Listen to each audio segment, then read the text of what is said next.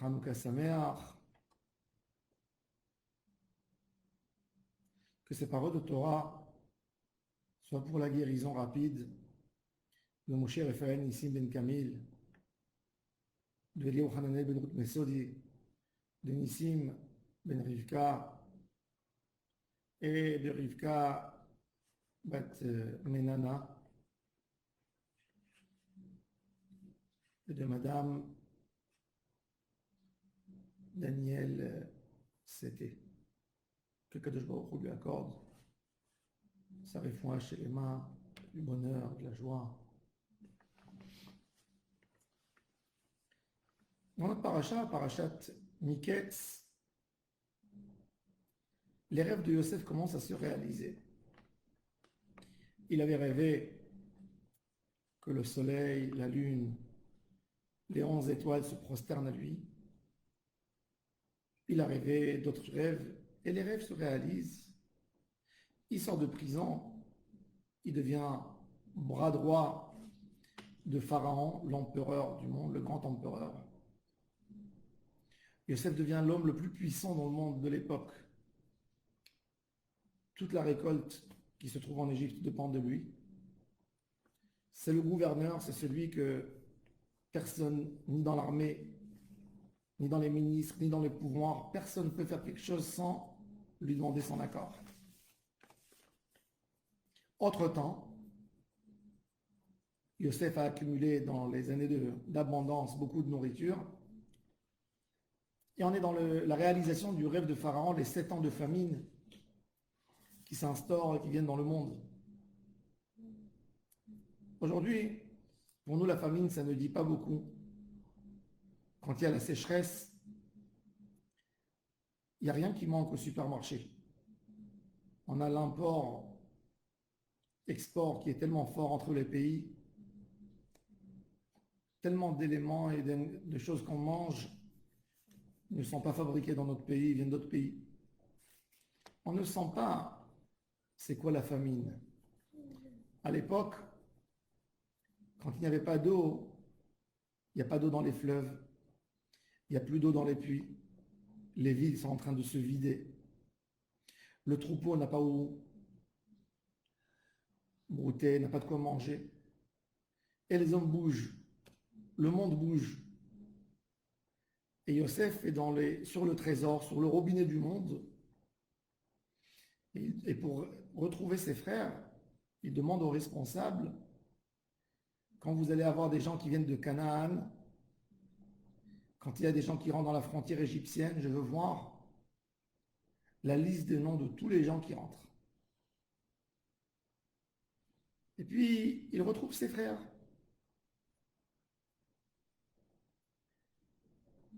Dix de ses frères sont arrivés, à part Benjamin, pour acheter de la nourriture. Yosef les appelle devant lui.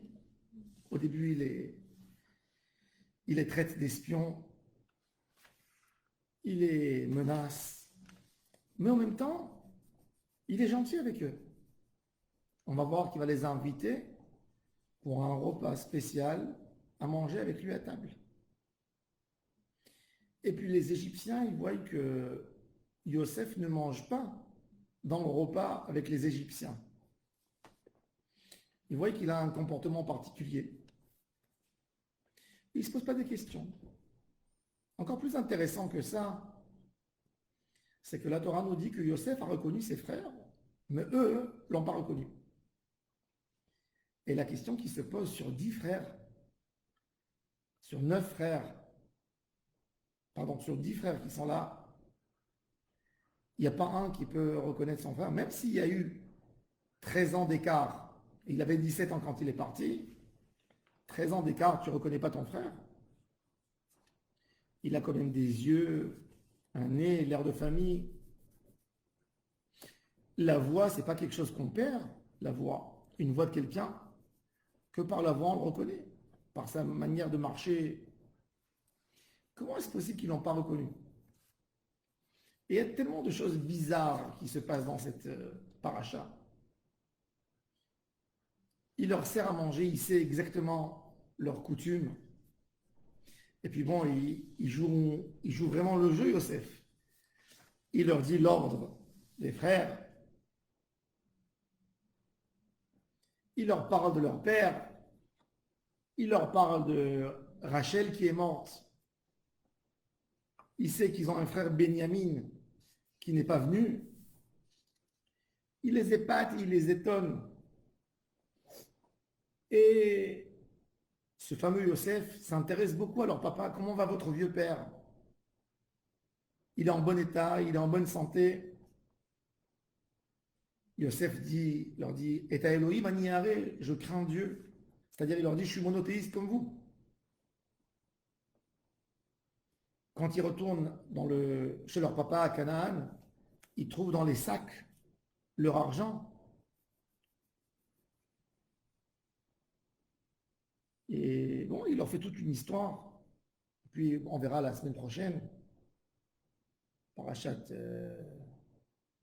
Vayigash, comment Yosef va se dévoiler. Mais comment ça se fait que les frères n'ont pas analysé, n'ont pas fait quelque chose de très simple que nous tous on aurait dû faire, 1 plus 1 égale 2? C'est une vraie question. Je ne vais pas essayer de répondre sur cette question, parce que tout ce que je dirais serait une illusion. Elle ne serait jamais une vraie réponse, car je n'étais pas là-bas. Mais une chose, oui, je peux constater. Que quand quelqu'un s'est fait une fausse image dans la vie, cette fausse image le perturbe tellement qu'il voit uniquement ce qu'il veut voir. Les frères étaient tellement jaloux de Yosef quand il avait dit qu'il avait fait un rêve, que le soleil, la lune, les étoiles se prosternent. Ils étaient tellement dans cette imagination que Yosef voulait leur prendre quelque chose, voulait les faire sortir de la famille, qui n'en pensaient à rien d'autre. C'est-à-dire, tellement loin dans leur tête de vouloir donner un respect, un honneur à leurs petits frères, qui ne sont même pas capables d'imaginer qu'ils sont devant Yosef en fin de compte. Ils entendent des mots. Mais en entendant des mots, notre cerveau prend les données qu'on veut lui donner. Si on n'a pas envie d'associer les données un à l'autre, eh ben, on ne verra jamais la vérité. Il y avait des gens à Jérusalem, à l'époque de la destruction du temple. Ils vivent à côté du Beth Amikdash. Beth Amikdash, le temple dans toute sa merveille. Avec les miracles qu'il y avait à Jérusalem à l'époque. Il y a l'arche, il y a l'autel, il y a le feu qui descend du ciel. Il y a des miracles extraordinaires. La Mishnah dans Pirkei Avot nous raconte 10 miracles qui étaient dans le second temple. Et elle nous dit que le second temple était dégradé par rapport au premier temple. Et il y avait des gens qui faisaient de l'idolâtrie dans le premier temple et dans le second. C'est-à-dire qu'un homme voit ce qu'il veut voir. Un homme ne voit pas ce qu'il ne veut pas voir. Un homme, ce qui lui saute à l'œil dans son fils et dans les gens qu'il aime, qu'il apprécie, c'est leur qualité qui lui saute à l'œil tout le temps. Leurs défauts, il les loupe, il saute, il ne voit pas. Des fois, quand un prof il a besoin d'appeler les parents pour leur dire votre fils a fait ça et ça à l'école, les parents ils sont choqués. Comment vous pouvez me dire une chose pareille? Mon fils, normalement, c'est une perle.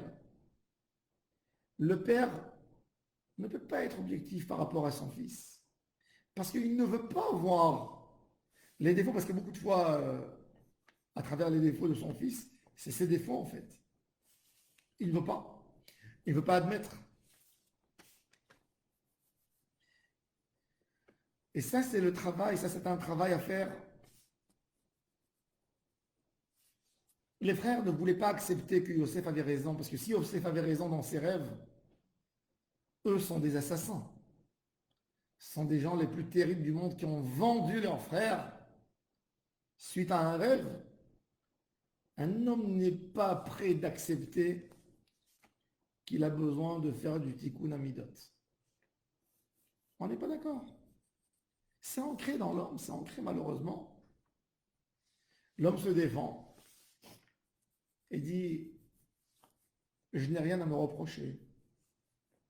Je suis bien, je suis honnête, je suis droit, je suis pieux, je suis croyant, je suis gentil, je suis généreux.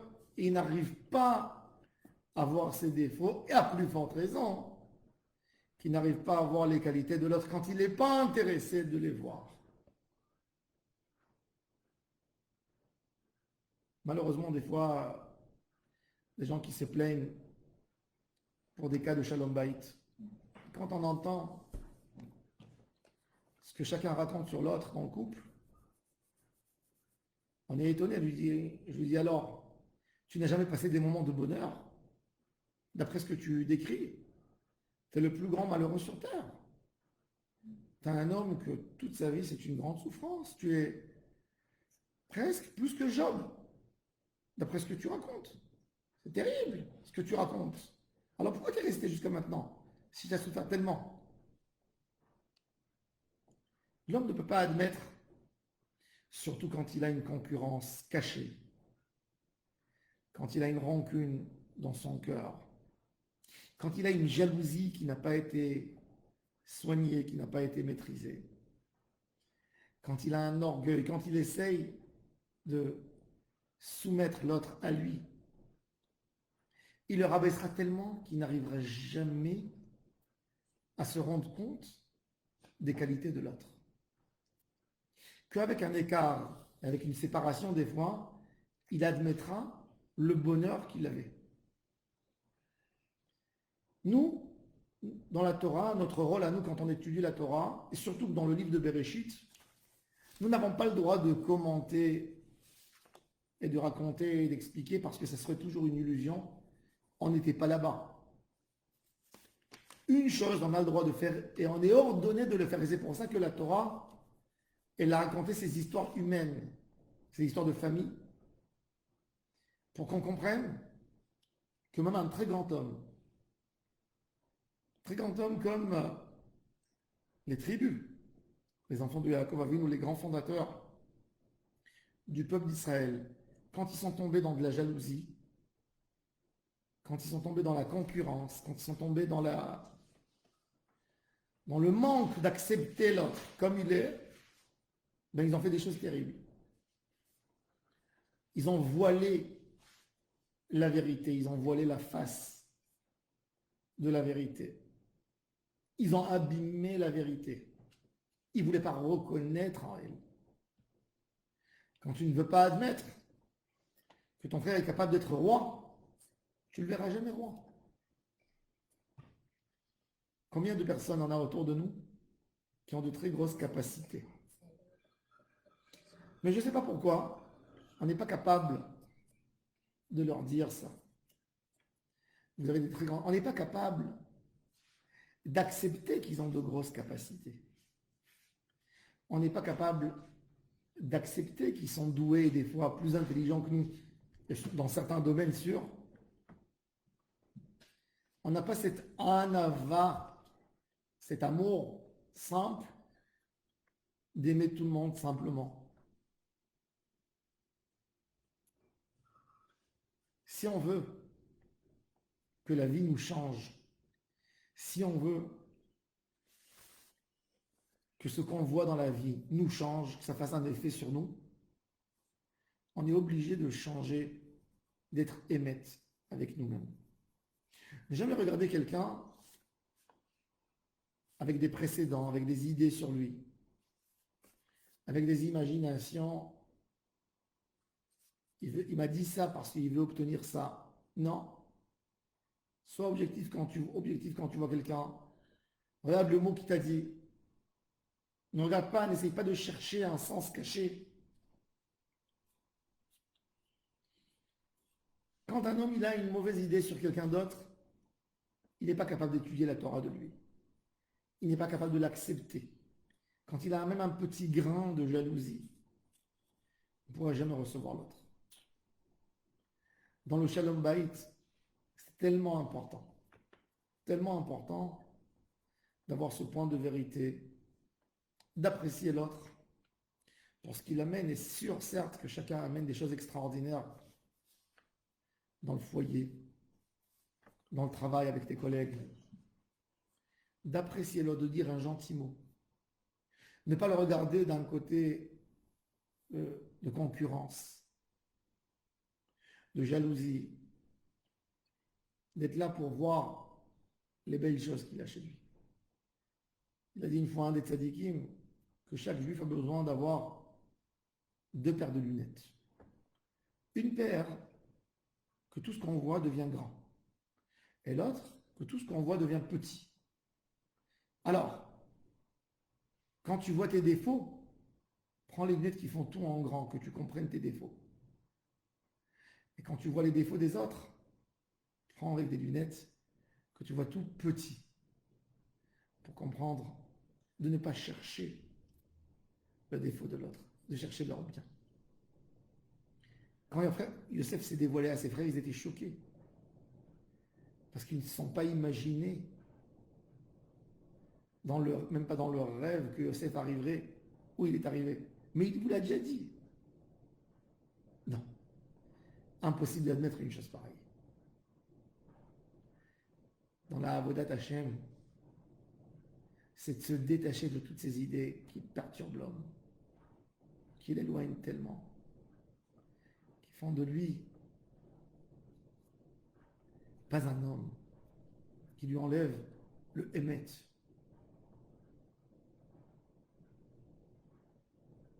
Et quand on est dans le Emet, même la plus petite chose, le plus petit signe que Yosef aurait fait, on aurait reconnu Yosef. On a dans chaque génération Mashiach ben David et Mashiach ben Yosef. Mashiach ben David, il est caché. Mais Mashiach ben Yosef de la génération, pourquoi on le sait? On ne sait pas c'est qui. Parce qu'on est tellement affecté par les fausses idées que nous avons qu'on ne voit pas la lumière sur lui. On ne veut pas la voir. On ne veut pas l'admettre. Et c'est pour ça que l'humanité n'évolue pas. Elle ne veut pas, souvent, elle ne veut pas voir la vérité. Elle se voile parce que ça ne l'arrange pas de voir le Emet. Un homme, des fois, dans son subconscient, il comprend que la Torah est extraordinaire, que de prendre un certain chemin, ça peut lui changer la vie, mais il n'est pas prêt à le faire. Il n'est pas prêt à changer. Donc, il ne voit rien en réalité. Il ne voit rien. Qu'Hachem nous aide, qu'on voit le Emet, qu'on cherche le Emet. Qu'on n'ait pas de fausses idées en nous, sur personne. Que les lumières de Hanouka, que les lumières de la Torah, elle éclaire notre esprit à voir tout d'un bon côté. À voir le côté positif de chacun et pas son côté négatif. Avec ça, on va évoluer. Quand un homme cherche, même avec son fils, son point négatif, et il ne se met pas sur le bon point qu'il a, ben il perdra son fils. Il le perd. De toute façon, tu ne peux pas réparer surtout s'il est grand, l'âge de l'adolescence, se concentrer sur les bonnes choses qu'il a et développer ça et de penser toujours aux bonnes choses qu'il a et de demander à Kadosh Baruch Hu que le bon point qu'il a en lui l'éclaire et l'aide et éclaire sa neshama même dans les autres domaines. Et avec ça, il fera une teshuva shelema. Amen. Amen.